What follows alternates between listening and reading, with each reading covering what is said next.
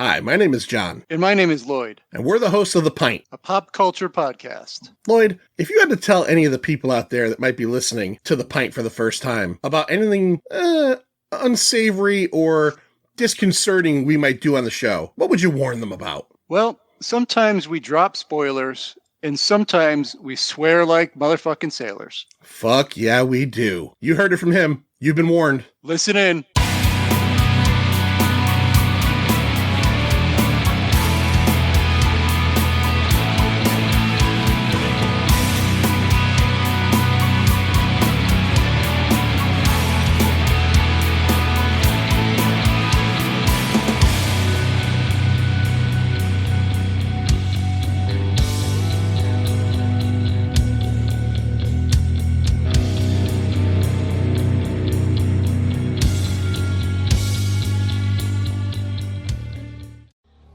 Jackson, don't do it.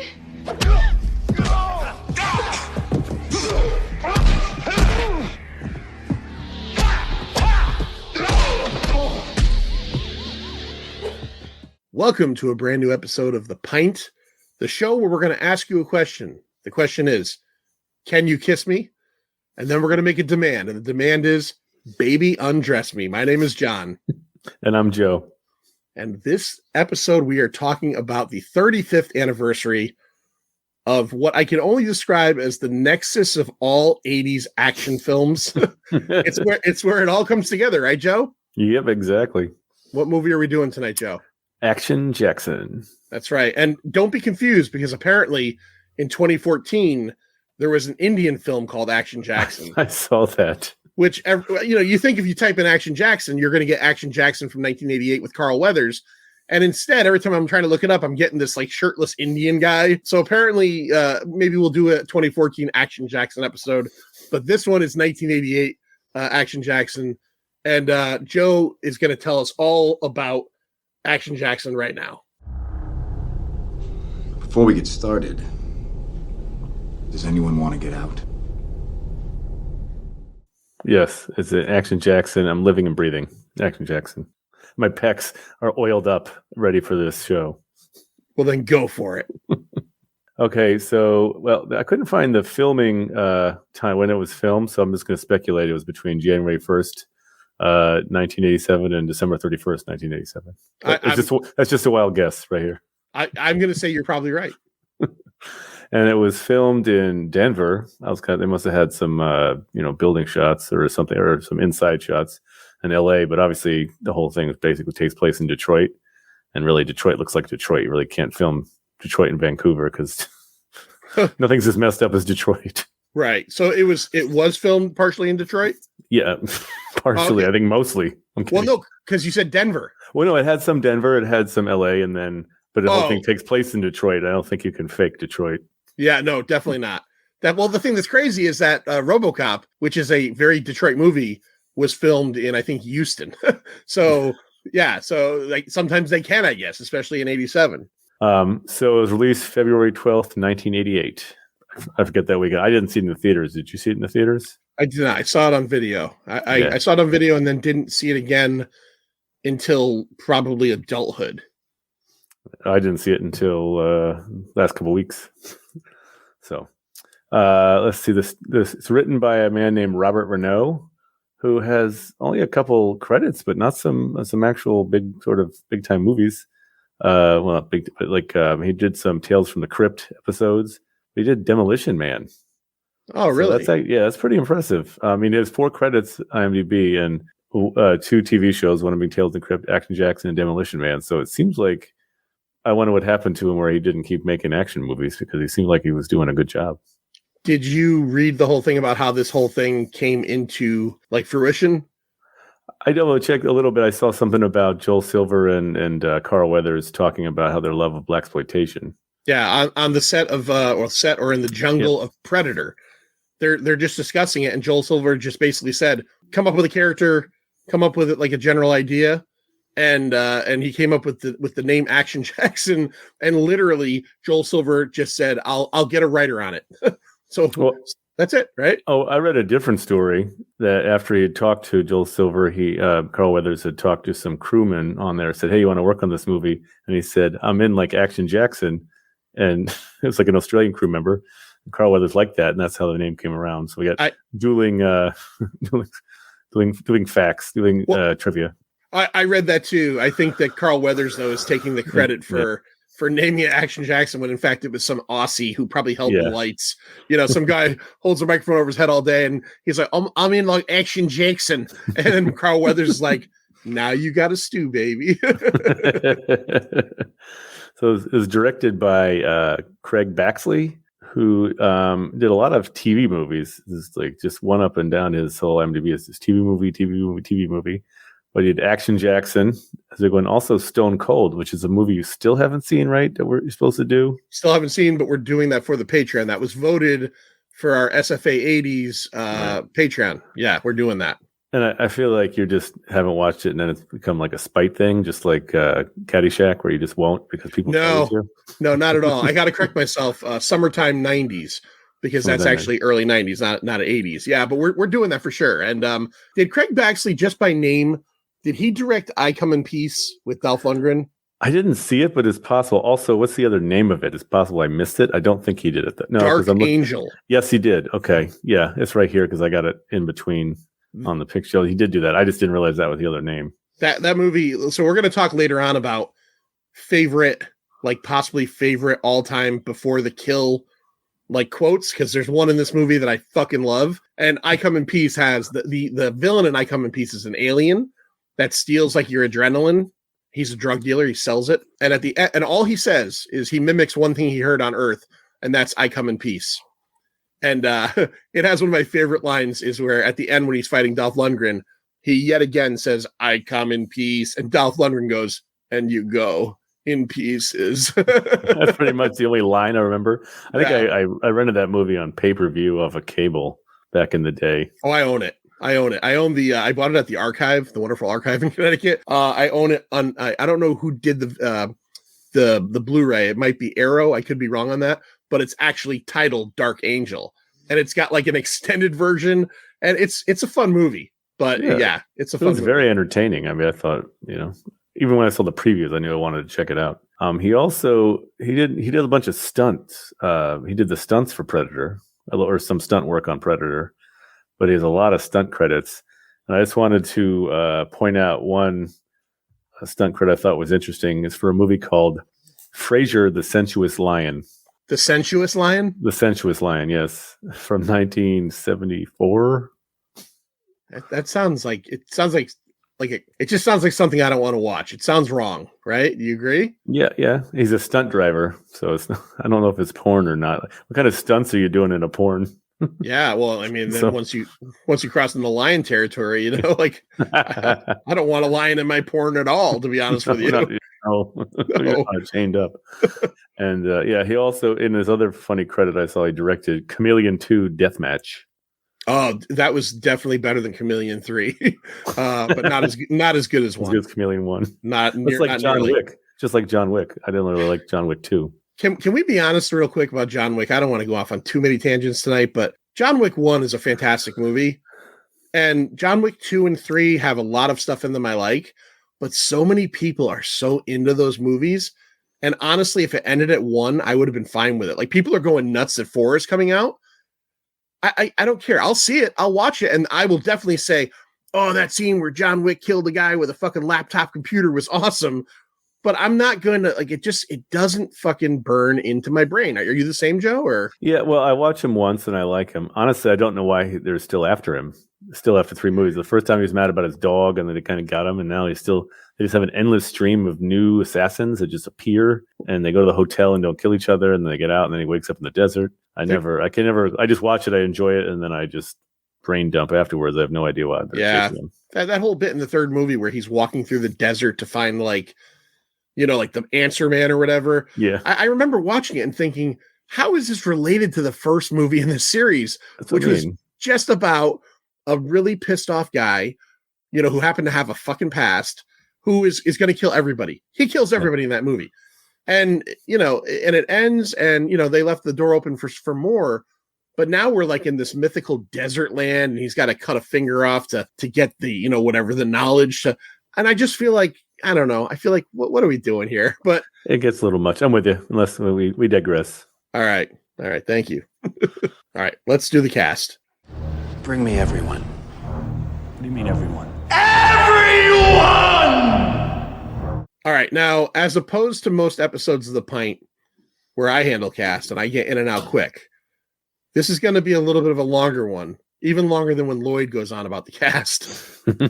Because, as I mentioned earlier in the episode, this really is the nexus of all 80s action films. Because just about everybody that was in a Lethal Weapon or a Predator or a Die Hard as a cop and or as a criminal, all these actors that you kind of look at and go, oh, that guy, they're in this fucking movie from top to bottom. So I'm going to go through the cast, and when I get to one of those particularly, I will announce them as a 80s action icon, but with icon with a lower I, because they're not Schwarzenegger or anybody. Okay, so first off, we got Carl Weathers. He plays Jericho Action Jackson. You know him obviously from the Rocky films, from Predator. If you're a TV fan, Arrested Development. The villain of the film, Peter Delaplane, is played by Craig T. Nelson, kind of like Hitler Youth Craig T. Nelson with like a silver mane of hair. It's like bleach blonde. I mean, bleach blonde, and it's like this is like right around the time that Coach probably started. So like it's such a dichotomy of, on Coach he was this grumpy character, and in this he's just a piece of shit. Obviously I mentioned Coach, you know him from Coach. A couple movies we covered here on the Pint: Poltergeist and the Osterman Weekend. Now I don't have the actor's name listed, but I did want to point out, if you're a Poltergeist fan, that the union representative that's on the yacht is his neighbor from Poltergeist, the guy that when the remote controls are changing each other's channels. I just thought that was an odd coincidence. All right. Third in line, she passed away in 2016. Very sad. Vanity plays Sydney Ash. 52 Pickup with Roy Scheider. I've never seen that movie. I didn't know she was in it, but I saw that she was in it, so I wanted to pull that out there. I have seen it. I forgot she was in it. So I went through I like Roy Scheider stuff, and I like film noir. So I went through a whole bunch of those in the 70s and 80s. I forgot she was in it. I'm going to check it out. She's also obviously, if you're a fan of martial arts and the 80s, she's from The Last Dragon. Prince's backup singer. Apollonia replaced her, I think, right? Apollonia replaced her, and then she had the Vanity 7 or something like that? Vanity 6 with the Nasty Girl. Yeah. Yeah. And then she sort of really ended up becoming a Christian and sort of renouncing that life. And then I believe she died of like liver failure or something. Yeah. Yeah. Sad case. It's a weird choice. I want to get into this right now since we're going through the cast. It's a weird choice in an action movie from any era to make the lead character's love interest a heroin addict. Did you feel that was felt that was weird, right? Like there's a scene cause she's essentially a heroin addict. She's Peter Delaplane's like kind of side piece, and she ends up becoming ensconced with Action Jackson through this adventure. But she's kicking heroin, and there's like a scene where they kiss, and I'm thinking to myself, Action Jackson's a tough guy, but isn't he afraid of AIDS? That's what I was thinking too. Like it's 1986, 88. Yeah. He's like, I wouldn't go near her. Yeah, maybe kiss her, make sure there's no open sores. I mean, she's such a drug addict that she's not even using like plastic like needles. She's got like her own, like it looks like something from Dr. Frankenstein's drawer. It's like one of those metal, looks like the thing that fucking Dr. Herbert Giggles. West, Dr. Giggles, or Herbert West from Reanimator has. She's got her own fucking shit. Sharon Stone is Patrice Delaplane, the lovely 29. Strange scene in the movie where she goes and drops off a note at Action Jackson's desk, his precinct, and when Action Jackson comes back to get the note, he says, "Did someone leave me a note? Blonde, 29." And I'm like, do people give their ages when they leave notes? Like a pretty hot chick. Do you care? Yeah, 29. That was weird. Obviously, Total Recall, and 4 years after this film, she'd be flashing her beef to the world in Basic Instinct. I find it interesting between this movie and Total Recall, she was not the primary love interest. Even though she's really kind of better looking than Vanity's hot, but she's better looking than Vanity, if you ask me. I don't. And Rachel Ticotin, is that how they say it from Ticotin? Yeah, Ticotin. Yeah, so, you're right. I mean, you could go back and forth on Vanity and Sharon Stone, but Sharon Stone's Sharon Stone. Yeah, you're right. All right. Tom Wilson, who we all know as Biff from Back to the Future 1 through 3, also Griff and blah, blah, blah. He was also in Freaks and Geeks, a great TV show. He plays Officer Kornblau. All right. So here we go with our 80s action icons. I've got a few of them in a row here. Bill Duke plays Captain Armbruster. Bill Duke has the most, what's the word? Contrasting lip to skin color that I've ever seen before. He's literally the blackest guy on earth, and his lips are the pinkest thing I've ever seen before. Jesus, yes. Hey, look, I'm not, I am. You're dead on. Although I would actually put him above. He's a real actor and director eventually, so he's not stuck in the 80s in the way these other guys are. No, you're right. But I mean, but some of them broke out. But he's still, obviously Predator, Commando. Robert Davi plays Tony Moretti. Die Hard, right? Obviously, License to Kill, the James Bond film, and the Goonies, of course. So we all know him. Well, it's amazing how these guys didn't have much to do. Like Thomas Wilson couldn't get a better job after Back to the Future. Well, that's what I'm saying too. Is like there's so many of these people that you think would be a little bit larger of a part, and they're all in this micro part in Action Jackson. Roger Aaron Brown. Now I'm going to give him a little bit of credit. I brought him in mostly because I liked him a lot in this movie. He plays Officer Lack. He's Kornblau's partner, and he's just a good actor. He's got a very theatrical voice. He was in Alien Nation, and he was also in Cobra, so he gets a little bit of that. Mary Ellen Trainor, who passed away in 2015, she plays Secretary. That's her entire title. Obviously from all the Lethal Weapon films and Die Hard. A guy we talked about over on our Lethal Weapon episode back on the Patreon / the Pint. Go check us out. 250. Ed O'Ross plays Stringer. Again, Lethal Weapon and Red Heat with Schwarzenegger. Yeah. What do we got? Dennis Hayden, aka Huey Lewis, without the news. He plays Shaker. He was the Huey Lewis guy in Die Hard, and he was also in Murphy's Law, which I've never seen, but that's another 80s action film with Charles Bronson. Let's see. Oh, it's Al Leong time. Yeah, favorite Al Leong. He just keeps popping up. This one. They give him no fucking, it's just, he's Delaplane's chauffeur. Lethal Weapon, Die Hard, obviously, Big Trouble in Little China. We love Al Leong over here. Like a temptress, he keeps popping up just right so you can see him, and that's it. Hanging fruit for you. That's it. Thank you, Al Leong, for all your contributions. Devereaux White plays Clovis. You might know Devereaux White from Die Hard. He was the chauffeur. He also was in Trespass in the 90s, another film we did. So Argyle, I think, right? Argyle, right? And he's in one scene. When he pops up, because you're so familiar with him from Die Hard, you're like, oh, he's going to be in this whole thing. One scene. Nicholas Worth. He plays Cartier, who is Delaplane's, I think, butler / manservant. Darkman, and I'll always remember him from Swamp Thing. He's Bruno in Swamp Thing. If you remember at the end of Swamp Thing, they turn him into like a pig monster.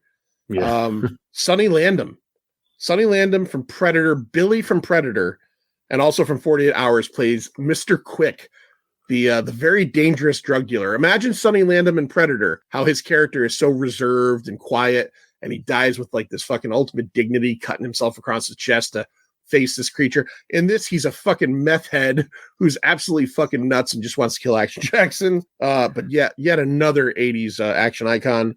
I think he did some porn either before or after. He might have actually transitioned from porn. Really? Yeah. He actually passed away a few years ago. He attempted to become the third member of the Predator cast to be a fucking governor. I think South Dakota maybe or something like that. I think Kentucky. Okay, one of those states. Kentucky. One of those states that I'm not from, Joe. If I'm not from the state, I refer to them all as just another state, right? Right? You live in Iowa, right, Joe? Yeah, I did for a while. Oh, that's right. Okay, that's right. So you got 49 other states, right? Yeah. All right, 3 more real quick. We'll get out of this. Charles Meshach plays the pool room barman. Child's Play 2, but you might remember him from Commando as the gentleman that Schwarzenegger breaks his neck in the airplane and tells the stewardess not to bother his friend because he's dead tired. and then 2 more. Pool Room Thug number 1 and Pool Room Thug number 2. Thug number 1 is Branscombe Richard, who you might remember from the Scorpion King as The Rock's brother, and also from Renegade with Joe's man crush Lorenzo Lamas. Exactly. That's where I remember him from. Absolutely. Well, everybody does, right? I think that's what he cut his teeth on. And then Miguel Nunez, who you might remember as one of the punks in Return of the Living Dead, and as the guy that gets killed in the outhouse in Friday the 13th, Part 5. Oh, that was him? Yeah. He's also in Tour of Duty, and he had a extended run, like a couple episode arc on Miami Vice. Okay. All right. That's There was multiple single episodes of Miami Vice throughout this cast list, by the way. Yeah. Can I do a couple more? I know should I move on? Oh, yeah. I got so many of these. So Bob Miner is the black assassin. And I remember him from Forced Vengeance with Chuck Norris. And he plays the best friend, and he dies by bear hug. The Chinese henchman's so strong, he bear hugs him, breaks his back, and kills him. Oh, as happens often. Happens. So Brian Libby, he was the killer in Silent Rage, and he was also in the Octagon, which we did on the Patreon feed. Oh yeah, the Octagon. No, that was a regular episode, my friend. That was? Oh yeah, it was. I forgot I sent that one around. One around a lot. Yep, that was a regular episode. My finest work. All right, let's get into Action Jackson. So this is an action movie that is essentially about I don't know, is it automotive unions? What is the spine of the plot of this movie, Joe? I'm struggling. Honestly, I have to tell you, I'm not exactly sure. You have an evil guy who's trying to break the union, but he's only doing it for power. Delaplane's trying to break the auto workers union, but usually you don't try to break a union to gain political power. You do it because you don't want to pay people. Right. So I couldn't quite figure it out and tell you. Sorry. Guy who is a Harvard lawyer decided to become a cop, but he also can't stop beating people up. Yeah, let's get into Action Jackson right off the bat. We'll move through the movie, but let's talk about the character of Action Jackson. A couple of interesting things that I find about this character. So he's kind of like a local boogeyman for criminals. There's a whole opening scene where this young, I guess, pickpocket is being sold a line of crap about Action Jackson from a couple of beat cops. He essentially, he's visible. He's a monster. He's the scariest thing in Detroit. But in fact, what he is he is a former lieutenant who we find out through the course of the movie has been busted down to sergeant because he apparently busted up Peter Delaplane, the main villain of the movie's son, who was some kind of sexual pervert, right? He apparently molested a girl or something. They don't really get too far into it, but he ended up essentially beating up the wrong guy's kid and ends up getting knocked down. Now, he's known as Action Jackson because, he does all these incredible things. But in his new job as a sergeant, he's just a desk officer. There's something they mentioned in this movie that I don't even think can even be real for cops, is they say that he lost his gun license. Can a cop not have, even the most desk cop in the world, the guy that had started at a desk and retired 40 years later, he probably still has a gun, right, Joe? Am I right or wrong, do you think? I would think so. Obviously, we learn in this country it's really hard to fire a cop. Yeah. I feel like just losing your gun license is probably the one thing that should get you fired for sure anywhere. Yeah. If you can't be trusted with a gun, how can they let you work in the office even? Steal stuff?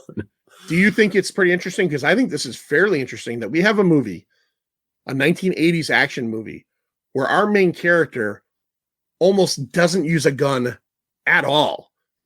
Did you find that, like you said, you just watched this again recently, so it's a refresher.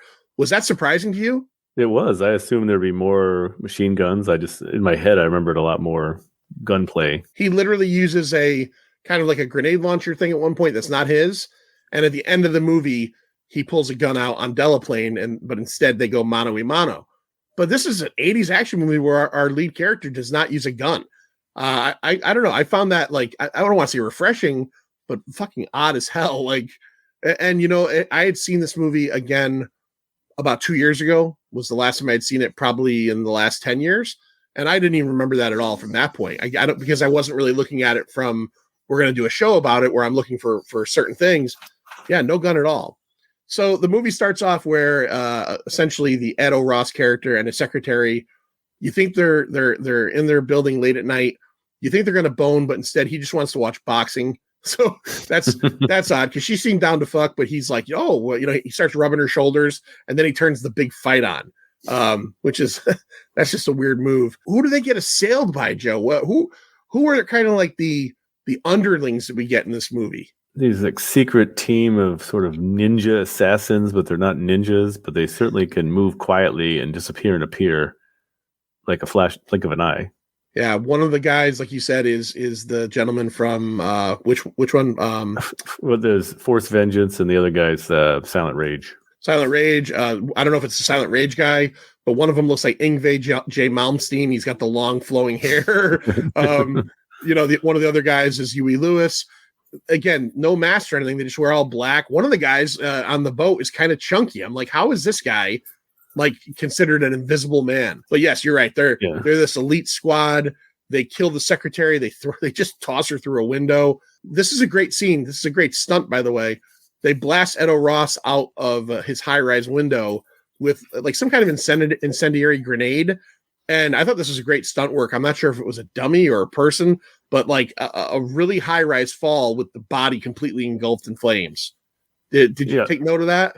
I did, because you could definitely tell that was a stunt fire guy. I mean, I assume that maybe wasn't a guy. I mean, right, if they did so a lot of this movie sort of rips off other action movies, right? Yeah, oh yeah. And the Lethal Weapon opening scene, right? That's a dummy that hits the car. We talked about that. But she jumped. That's just not the whole way. Yeah. Yeah. And I think that was definitely a dummy, but you could tell like that's you tell it's like movie pyrotechnics. Yeah, it looked great. There's a couple of pyrotechnic scenes in this movie where people get caught on fire that are pretty good. Pretty good. Joe, are you being haunted again? Again, yeah. Well, have you noticed the lights are flickering? I don't have the right light bulbs in there for the dimming, so it's like they go up and down. No, I didn't notice, but you keep looking behind you, and I'm worried that the invisible men from Action Jackson are in your room right now. Well, they're not very subtle. I mean, they're invisible, but they like make a lot of noise and take a long time to kill Edo Ross for some reason. They could have just. Yeah, you're right. Yeah, I think that Huey Lewis wanted to use his new grenade launcher, and he was just excited about it. And then they just handcuffed the bomb on the boat, right, to the guy on the boat. The other poltergeist neighbor. Yeah, poltergeist neighbor. Who, real quick, if we can jump around a bit, you notice that the bomb blows up before it hits 0. It's cut away at 3 and like it blows up immediately. I didn't notice that. No, like, they didn't even get to go to 0. So that's kind of the through line of the plot, though. We could go into that. Is that all these different people that are involved in the, I think they call it the AWA, the Automotive Workers Association, this union, are being killed off, right? We get Edo Ross, we get poltergeist neighbor on a yacht, he gets blown up. Later on, Robert Davi ends up getting killed, and he's essentially somehow involved in that as well. So Action Jackson is a beat cop, or is a desk cop, but he gets involved because he's obsessed with taking down this Peter Delaplane scumbag, right? No matter how much Bill Duke yells at him about staying away from him, did you find it weird that Bill Duke then puts him in charge at Peter Delaplane's party? It's like all my notes are like, wow, this didn't make any sense. And you cover him every 5 seconds you do that. Yeah. I was wondering, why send him as the PR guy?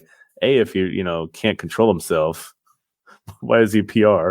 And then send him the place with the guy. It's a reception for the guy he hates. Yeah. So Action Jackson completely hates Peter Delaplane. He wants to take him down. He knows that he's a scumbag. Bill Duke is like, you're perfect in every single way, shape, and form. Action, you're a Harvard lawyer. You could become a lieutenant again. All you got to do is just get rid of this hatred for Peter Delaplane. Oh, by the way, tonight there's a big party at Delaplane's house, and I can't make it because my wife is playing pinochle. Yeah. So instead of picking any other cop in this precinct, whoa, Parcheesi. Sorry, Parcheesi. I'm going to send you. I'm going to send you. Yeah, I'm glad you found that weird. Yeah, there's a lot of that. But yeah, it's like he's kind of already mad at the guy. Yeah. So he goes, and right from the beginning, he doesn't make it a secret that he's essentially just trying to fucking, like at one point when Robert Davi's character gets killed, he goes to like a luncheon that Delaplane is having with his wife and like this gentleman that he's trying to make become the new president of the AWA, but trying to assassinate at the same time. Again, because he's got a dummy president in the plot to Action Jackson is a little bit deeper than it needs to be. Let's be honest about that. Or it just doesn't make sense. Yeah. But he goes to like this luncheon and just throws like pictures of his body in front of him. Like he's a hard-nosed fucking guy. He's not gonna take no for an answer. Yeah, I mean, first off, yeah, he'd just like be wrongful prosecution of Delaplane, or he also could just beat him to death. I think he ripped off his Delaplane's son's arm nearly. And it's, you know, that's actually one of the good lines when when Bill Duke says, you know, you need to rip his arm off. He said he had a spare. Yeah, yeah, he had a spare. Did you like the portrayal of Delaplane in this, where they don't try in really any way, shape, or form to hide the fact that he is a piece of shit scumbag? Like he kills his wife halfway through the movie. When he has a sparring match with a martial arts instructor, he tries to break the guy's arm. Did you like that? Yeah, well, it's funny. Why is he your instructor if you can kick his ass? You're supposed to get a black belt. Yeah. You're like 50 years old and you can beat a guy who's 25 years old to get it under teacher. Yeah. I think we're what's that? That's all foreshadowing. So we know that he's not going to be an easy win, right? Yeah, and actually, yeah, I mean, I think he's a pretty good villain, and he's not like psychotic looking. He has this like psychotic look in his face, but he still sort of functions as a person. But it's obvious he's just a jerk and evil, and can only some people can't see it for unknown reasons. I guess other rich people have no problem with psychopaths in their midst. Yeah, I also like the fact. I mean, we're jumping around a little bit on this one, but. Yeah. I like the fact that at the end, at his party, when the shit hits the fan, and obviously, you know, he's going to be in some kind of legal trouble, he's just pushing women out of the way. He's just tossing people to get away back to the helicopter. I like that. Let's talk a little bit about some of the action sequences.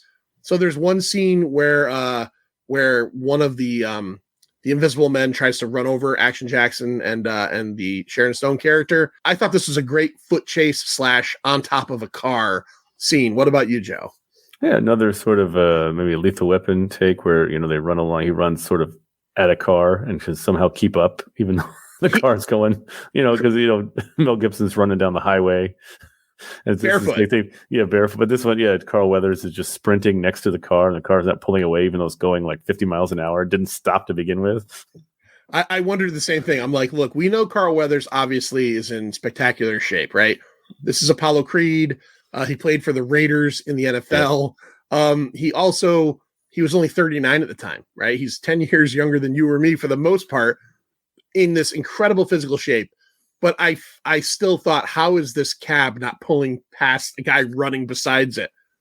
Right. But then he jumps on, and I mean, it's a good action sequence. It's pretty good.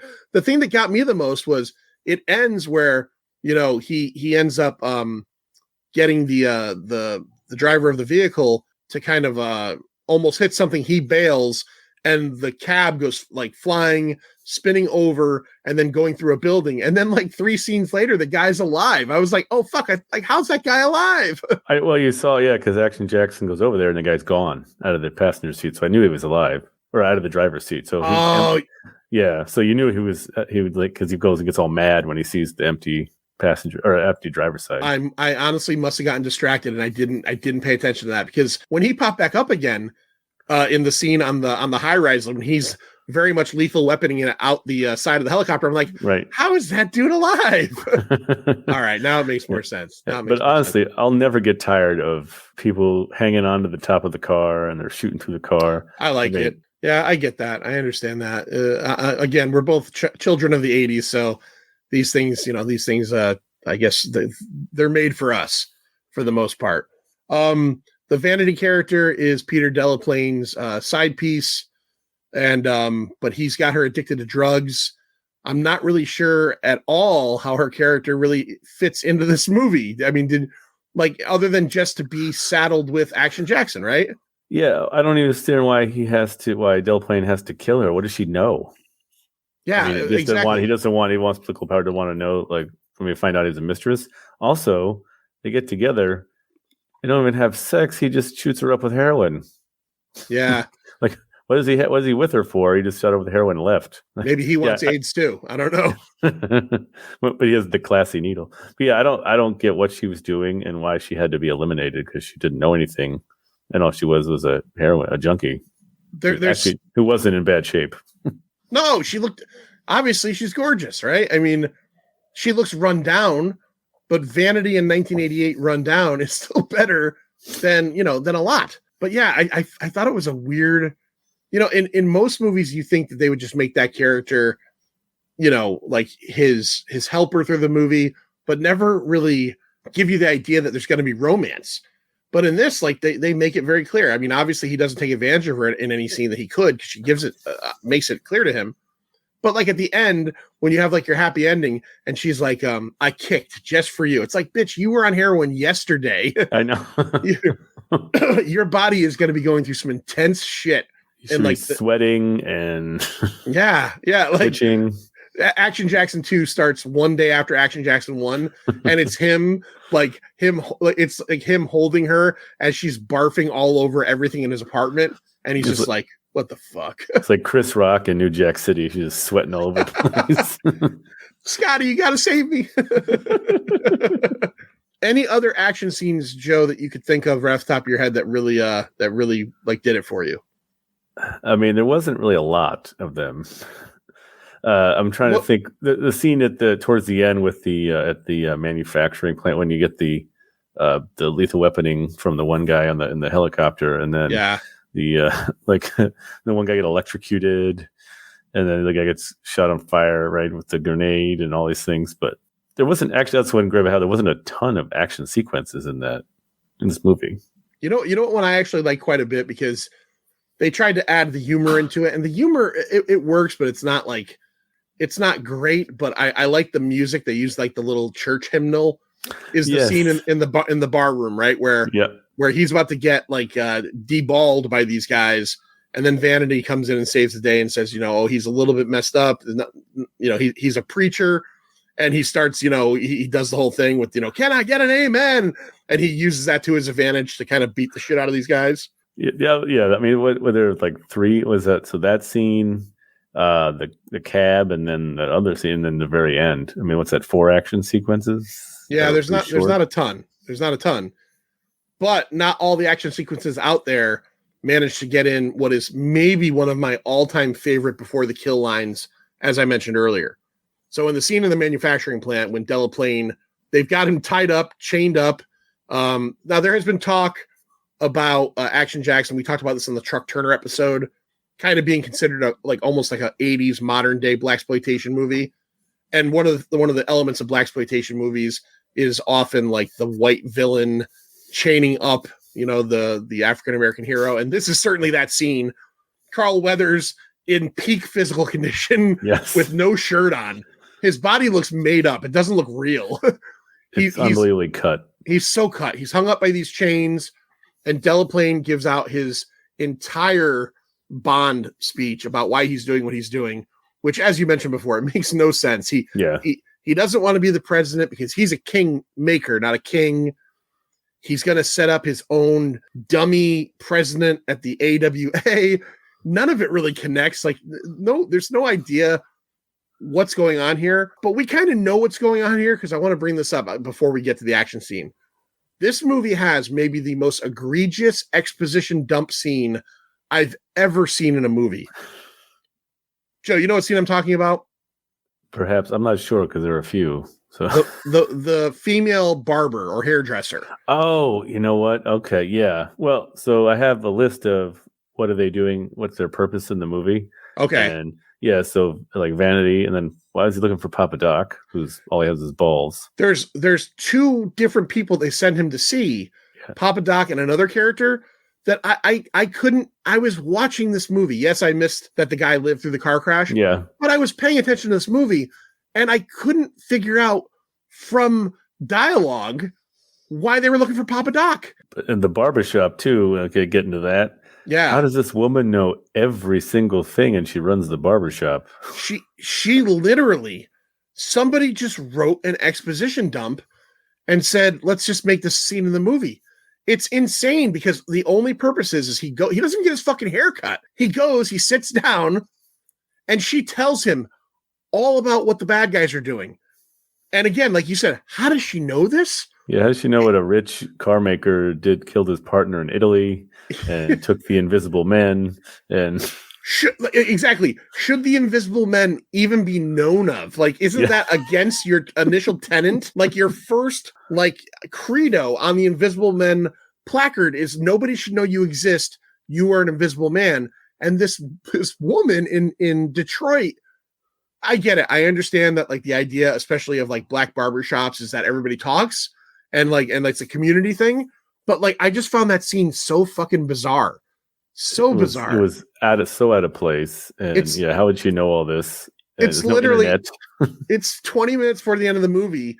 It's 3 minutes long, and it explains everything that they didn't explain to you in the movie through any other way. They didn't, like, Action Jackson is this cop. He doesn't detect anything. He doesn't even know what a pair of balls in a jar are. I mean, like, he literally is just looking at it going, this is Papa Doc. And the guy's like, it's his balls, dummy. You know? Very obvious. I mean, I've just seen multiple balls in jars in movies, but it was pretty obvious what it was. Yeah, I've seen the movie, but I mean, I wasn't like confounded. I didn't think it was a set of eyeballs. I knew it was a set of fucking testicles. So let's jump back to the big action scene. He breaks out of his chains with the help of this giant bodyguard that Delaplane has, that we kind of get an idea is fed up with Delaplane's shit early on in the movie because he talks to him a certain way. Right. He helps break Action Jackson out of his chains, and we then get to and like you said, one guy gets knocked into an electrical panel and gets fried. One guy gets set on fire with like this really intense like welder. But then we get that incendiary grenade device again that was in the beginning of the movie, this grenade launcher essentially. And Huey Lewis is the last guy alive. He's the last of the Invisible Men, and he is out like basically like in the open air almost of this high rise. And we get a scene of shirtless Action Jackson, bodily perfection. Joe, what do you think his body fat percentage was in this movie? I mean, well under 10. So 10 is usually the healthy limit. You shouldn't go too much below that. I learned years ago. You can, but if it's, I mean, he's probably 8. Yeah, he's looking pretty good. It's hard to, I mean, he probably dehydrated himself, right, to get that jack like Henry Cavill does for The Witcher, and I assume Hugh Jackman does all kinds of crazy crap for the Wolverine. Hugh Jackman does for the Wolverine, and I saw something with was it Jake Gyllenhaal? Because did you see pictures of Jake Gyllenhaal for this new Roadhouse remake? Yes, he's fucking gigantic. He's like first of all, why is the Roadhouse remake? Why is he a UFC fighter? I don't know. We'll get to that. Yeah. We'll get to that later. But like I think it was Jake Gyllenhaal or another actor I saw on Stern or something where they said like, oh no, it was the kid from the new Top Gun, Miles Teller. He said for the beach volleyball football scene, the football scene of the new movie, he said they all did their workouts, they all got really lean and muscular. And he said right before, I don't know what this does, Joe, you're the scientist, not me, but he said right before they filmed those scenes, they would all like chug a can or two of Coca-Cola, and something about the sugar and or something in the Coca-Cola kind of gives you almost like that dehydrated, like veiny look. Again, this is what he said. I don't know, but I definitely saw that. And I have to look that up. I've never heard of that before. Yeah. It seems like that would bloat you in the wrong spot.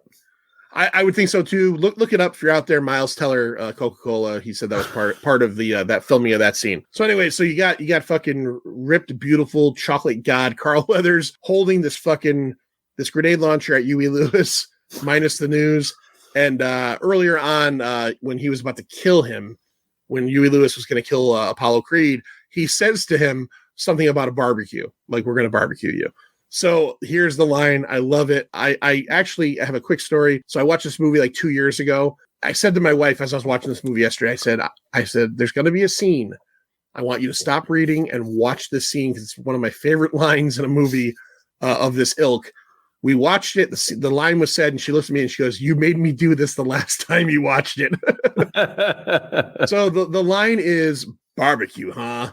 How do you like your ribs?" And then he blasts him with this grenade fucking launcher, blows him into a million pieces, fire everywhere. Awesome. We move on to the end scene. It's Delaplane's big birthday party he's throwing for the guy that he wants to have assassinated at the birthday party.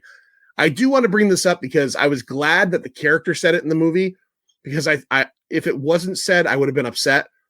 But Delaplane does tell Action Jackson that he's going to have the Invisible Man, the black guy, dress up like Action Jackson and kill the guy at the party, setting Action Jackson up. And then he's going to kill Action Jackson here and then have the body found and the dental records would match up. And in my head, I thought, are they going for the every black guy looks the same thing? Yeah. I thought this is fucking terrible. And then to my delight, right, Joe, he says it, right? Yeah. Like Delaplane being a piece of shit, he says that. That's him off the hook, That's everyone off the hook. Because honestly, if he didn't say that, I was like, holy shit, are they going there with this movie? So they did not go there. They went with it as an actual plot point. Well, and that probably goes in line with, the evil white man chaining up, the motif for totally exploitation. Yeah, 100%. So it was expected, but I was still glad that he said it. So they go to the party. Action Jackson and his crew of giant bodyguard guy and several other friends end up squelching and stopping this assassination attempt. Delaplane, everything goes wrong. Delaplane is now running away because he knows that the jig is up. He has a car in the movie, which is hotter, hottest, right? This is his company's called Haley, and it's the Comet. It's just a fucking Fiero with a body kit on it. But like, there's one of these at the party. I have to mention this because it comes in big. So Delaplane is telling Al Leong, get the helicopter. I'll meet you, at the pad or whatever. He runs into the house. He goes into his giant, spacious mansion. And as he's getting away, one of the other cops, we didn't really talk about it much, but Action Jackson is kind of on the run from the cops for the whole movie because he's been going after Delaplane. So he's kind of rogue, as you'd say. One of the other cops gives him his gun and says, go after that motherfucker, right? Joe, have you ever seen even a small car drive up a set of stairs in a house and then through hallways before? Well, I've missed the last 8 Fast and Furious movies, so I don't know for sure. But no, I haven't seen. And my thought was, man, the guy's so rich, his hallways are wide enough to have a car. That's what the scenes of the car going through the house I was laughing out fucking loud. Yeah. My wife even said to me, what's so funny? And I said, he just drove a Pontiac Fiero up this guy's staircase. He got to the second floor, and there's multiple scenes of him driving down different hallways. I know. It's like taking corners. He's fully taking corners. He's fully taking corners in a fucking house. It was almost like there was a reaction shot for Delaplane, like Craig T. Nelson didn't realize they were filming that because he's like, oh shit. Like he had no idea, like he wasn't ready for it or something. Like it was exact reaction shot for real. Craig T. Nelson's like, you got a Fiero into the fucking hallways of this house? like, do you think when they were doing pre-production and they were building the house, they told the builders how wide they wanted the hallways? And the builders like, dude, you don't need it that wide. That'd be like enough to fit a car in. And the guy just looked at him and just nodded. And then the builder's like, you're going to drive a fucking car. And he's like, make it enough for a Fiero and make it so it could take the hallways comfortably. Oh, and by the way, we're going to need the main staircase in the house to be 300 feet wide. Yes. So this thing can just drive up with no problem. And turn. Did he have to turn the? Or was it one floor? Did he have to turn in the banister, like in the middle of the? So, Joe, what did you think of our final battle between Delaplane and Action Jackson? It's pretty standard, right? Bad guy starts winning, and good guy pulls a Hulkamania turnaround. Craig T. Nelson, one of his standard moves in this movie is the elbow drop. He does a lot of elbow dropping on people. Like he does it to the martial arts instructor on the arm, and he gets Action Jackson with at least 17 elbows over the head. I mean, that would really do some damage to somebody. Yeah. Watch the UFC elbows bad. Now, who ends up? I'm failing to remember. Jackson doesn't shoot him, does he? Or does he shoot him? He does shoot. They kind of shoot each other, and then Jackson gets hit in the shoulder, and Craig T. Nelson gets hit directly in the chest. And I appreciate the slow-mo where he sort of flies back against the wall. And I actually like that. That was very 80s because I actually do enjoy a good fly back in the wall. Usually it's a shotgun, not just a 45 or whatever. But yeah. But that was a pretty good job by. I think it was a good flop by Craig T. Nelson. You deserve that. Takes it right in the chest and just does that whole flop. Speaking of Craig T. Nelson, I wanted to ask you this question. I had it written in my notes and I forgot to talk about it when we were talking about it earlier. We've already established Vanity is a beautiful woman. She plays like a nightclub singer in this. She's very sexy.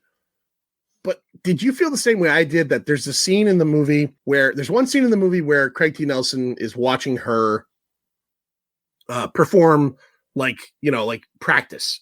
It's weirdly almost like the scene in Lethal Weapon where Mitchell Ryans is in his club and watching the band play for no reason. But he's watching her, and obviously, they're doing it, and he's smoking a cigarette and watching her. So we know there's a connection. But there's a scene later on when she first meets Action Jackson where he's at the club, right? Because he wants to get close to her because he knows she's with Delaplane. And she comes over and does her whole song and dance for him. Beautiful woman. But did you feel like her moves were like the least sexy moves of all time? I'm watching it going, she'd be making his heart on go back. Like it felt like well, they could be dated moves because people do that. Even apparently Michael Jackson had to get, dance training towards the end because things get stale, and maybe she just had, very stale. They just didn't work at all. I'm thinking to myself, she's not turning him on at all. I mean, if you look at the Nasty Girl video, she really doesn't do much but stand there and step sideways. So maybe she just isn't really a good dancer. And like I said, her heart wasn't into it at the end. So maybe she just, maybe she got by her looks and not really never really worked the pole. This was, I see what you're doing there. This was choreographed by Paul Abdul, it said, which I thought was weird because there's only 2 scenes that have any kind of dancing in them. And they're both the vanity scenes, but they're both fucking terrible. So, and we know Paul Abdul's better than that. Definitely better than that. All right. She can dance with a cartoon. She can dance with anybody. Make anybody dance. MC Scat Cat. All right. So that's Action Jackson. It ends all in a neat bow. He's now in love with the ex-heroin addict who is definitely still a heroin addict. His captain shows up at the end and is just like, "You're a sergeant now." And I'm like, no fucking way. And with the all the lieutenant, shit he's been restored to lieutenant. That's right. I'm sorry. Restored to lieutenant.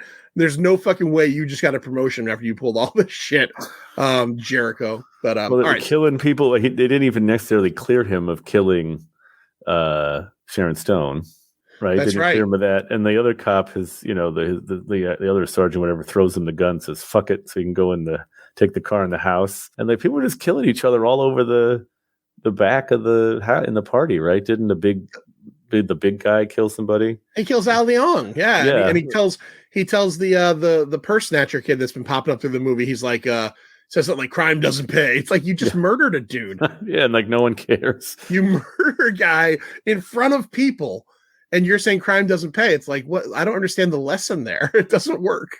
Well, can I also tell you another thing from the 80s action that I like, that you don't see enough of? A butterfly knife that gets thrown. Oh yeah. Indian I'm a sucker. I'm a sucker, and then they throw it.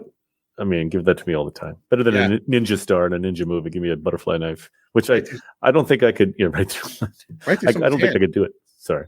No, I've never fucked with a butterfly knife. If I did, I'm pretty sure I would cut myself hard. Yeah. I just don't know how. You flip it, and I guess you turn your hand. I mean, it's and give it. I mean, obviously the other guy can do it. Joe, you're old enough now. You can go buy one. You don't have to worry. You don't have to worry about asking your parents out of a martial arts magazine if you can get foam nunchucks. You can just do it yourself now, Joe. So have you met my wife? I actually don't have my own money. Joe, I was gonna say, if the biggest secret you're keeping from your wife is that you bought a butterfly knife, you're in good shape. Good shape. That's a good point. It comes down to it, and she's like, "Joe, are you cheating on me?" And you're like, "No, baby. I bought a butterfly knife." And she's just looking at you like, "What the fuck is wrong with you?" All right, that's Action Jackson. Joe, let's talk about the box office. Oh, what's in the box? What's in the fucking box? I lose my place here. So it was $8 million budget. It grossed $20 million, which isn't too bad. And then it made another $45 million in VHS sales. So I guess word of mouth really worked at the end, huh? Yeah, it definitely wasn't a hit in the theaters. No, still a 2-to-1 return on investment's not too bad. I feel like they didn't spend a ton on advertising. So. Yeah. Well, they did have that. They did have that Pointer Sisters music video, "He Turned Me Out," which Carl Weathers and Vanity are in. If you ever check it out on YouTube, I'll post it when we do this episode. Yeah, they just didn't put a lot. Maybe I saw the preview. I don't know if I did. I remember being excited for it and maybe a little bit disappointed. I don't know. It's all very, me and the nostalgia. But okay, so came out February 12th. The top 5 of the week. Number 5 was Moonstruck. Have you ever seen that? Nope. It's not bad. I saw it years ago. Who knows? Still good, but it's Oscar winning for everybody. Yeah. 3 Minute a Baby. Keep you in that. I don't ever want to see that movie ever again. I saw it in the theaters and that was it. I think I did. I don't know. I feel like we just do these, we do 88 enough because it's even before this year. Oh, yeah. I'm sick of saying 3 Minute a Baby. So number 3, Action Jackson. So it did okay in the first week. Wow, it did 6 million. So it really made a third of its money week 1. Yeah. And then number 2 is Shoot to Kill. Love that movie. Which is, I love that movie too. Did I see it in the theaters? I don't know, but I really like that movie a lot. And then number 1 is Good Morning Vietnam. Yeah, we definitely do 87, 88 a lot because Good Morning Vietnam comes up a lot. Yeah. I only saw that in the theaters. I've never seen it again. I'm sure it's as good as, I know Lloyd loves that movie. I'm sure it's as good as people say, but it just never, it's one of those things, like, especially as I get older, I tend to watch movies that are more like pure entertainment than like things that can get dark or, you know what I mean? Like, and you're talking to somebody who's a big fan of that kind of stuff, like the indie movies right. But newer stuff I can't get into. And even now, like I have to be in a mindset because if you watch the wrong dark movie, it's depressing. Oh yeah. so yeah, I'm with you. Like, I did a lot of indies and now I tend to I don't have enough time to just watch anything, right? So I need to pick and choose and I'll probably go for something lighthearted. That's why I chose this when it was on HBO Max. It's just, oh yeah, look at this. I want to see this again. And we talked about it and I made it happen, Joe. You did. All right. So that's the box office for Action Jackson. One thing to do and one thing only left. Let's rate this thing. Watch a few movies, take a few notes. It was fun. Should I go first? You go first, Joe. And of course, for the audience out there, 0 to 5, 0 being the worst ever, 5 being the best ever, quarter and half scale optional. Joe, what do you give 1988 celebrating its 35th anniversary? Action Jackson. And you know me, I'm all about the nostalgia. I think I'm going to lower my rating from Letterboxd because I watched it a few weeks ago. Still got nostalgia got me. Rewatch now, it went down in the last few weeks because to me, there's not enough action for my Jackson. So I give it 2.5 actions. 2.5. All right. I'm going to go higher. 2.5 fancy heroin needles. Yeah. 2.5 very fancy silver heroin. What do they call it? The works, I guess. I'm going to go higher than that. My rating scales are always based on a lot of things. How I feel about the movie, how I feel about, how it's made and the content. I really enjoy watching this movie. I can't tell you why necessarily, because you're right. There's only a handful of action sequences. They're not great. It's overly complex, like the plot. Like, why are they looking for Papa Doc? And like, it's just like, why is he have Vanity with him? She's not that important really in the long run. Why does Delaplane want to kill Vanity? Why does Delaplane want to do what he's doing at all? Like, his reasoning is kind of stupid, but I still find it humorous. Again, one of my favorite all-time before the kill lines. You don't ever get to see Carl Weathers like as the lead in anything. And he's good in this. He plays like a seemingly kind of affable guy. So I'm going to go 3.25, but I'm going to preface it by saying I really enjoyed this movie in spite of itself. It's one of those movies, like kind of in spite of all of those things. I own it. I bought it. Again, the Archive down in Bridgeport, Connecticut, a place I love to go to. Maybe about a year ago, I was going through their new releases or restocks and Warner Brothers Archive collection. So it must be for stuff that really doesn't like garner a big release, probably garners a small release. Action Jackson, there's nothing, bare bones. Like I was like, I never watched the Blu-ray. Last time I saw it was a couple years ago and I watched it like on HBO Max or something.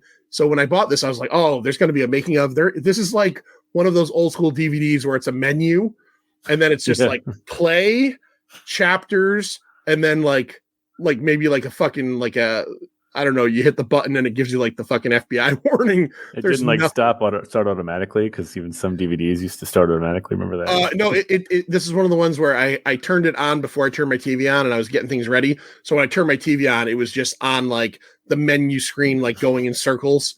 So yeah, super low, low end Blu-ray, but I enjoy it. 3.25. I'll give it that. So that's what we think of Action Jackson. Joe, thanks for hanging out with me this week.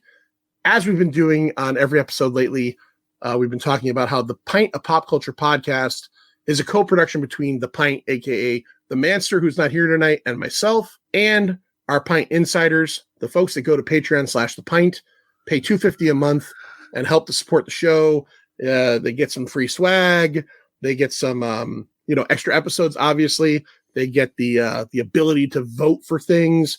We're going to do this. We're going to do that, whatever. Tonight, I'm going to talk about my buddy, John Amato. Johnny, I think, might be the first of the people to sign up when I announced this back in February of 2022. John is a guy that we kind of met through Connecticut Cult Classics. Always like putting super nice things about the Pint out there. See him at Larry's shows, and he's got our shirts on half the time. Like, it's surreal. But John's a great guy. We've seen him at CT Horror Fest a couple times. He brought us the year that we did a candy. I think for our 200th episode, we did a candy taste test. And right around that time was CT Horror Fest, and John brought us like 5 or 6 candies that we hadn't tried. So just fucking awesome guy. Thank you, John. I think you were the first one to sign up, and that's big. So just want to say that. And he's alphabetically the first insider, most likely. He is, and he's also the closest to my name. Right? It's John Amato and John Amenta. Like we literally in homeroom, you would have been sitting right next to each other. We would have been right next to each other. Joe, I would have gone and seen K9 with him instead of Damn you it. In 1989. Oh, well, I'll forgive him. It's only been 30 years. Yeah. Twitter and Instagram, it's at The Pint Podcast. Facebook, The Pint, a pop culture podcast. Go to all those places. Check us out. Joe, again, thank you so much. This was a lot of fun. We'll be doing more stuff very soon. And why don't you say the words to the people that make this show end? See ya. It's over, Johnny. It's over. Nothing is over! Nothing! You just don't turn it off!